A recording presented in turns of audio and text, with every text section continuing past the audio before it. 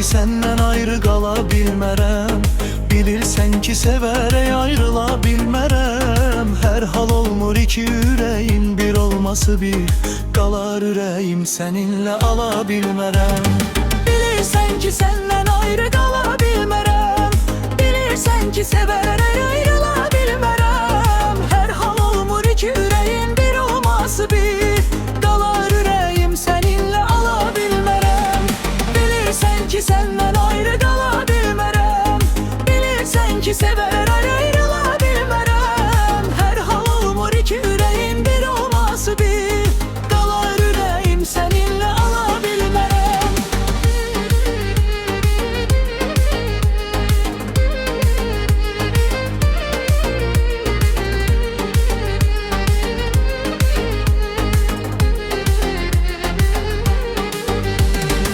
Sənin adın düşür hər dua dilimə. Gecələrdə sən gəlirsən könlümə.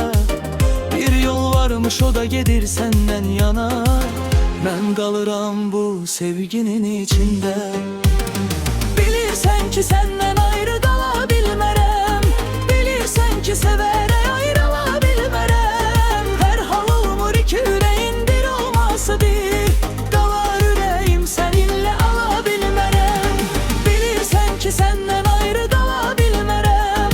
Bilirsən ki sevərək ayrıla bilmərəm. Hər hal olmur iki ürəyin bir olması bir, qalar ürəyim səninlə ala bilmərəm. Bəlkə vaxt bizi yenə sınayar. Bəlkə dünya aramıza dayanar. Amma mənim yerim yanımdır. Ürəyim səndən başqa heç nə tanımaz. Bilirsən ki səndən ayrı qala bilmərəm. Bilirsən ki sevərək ayrıla bilmərəm. Hər hal olmur iki ürəyin bir olması bir, qalar ürəyim səninlə ala bilmərəm. Bilirsən ki səndən ayrı qala bilmərəm. Bilirsən ki sevərək ayrıla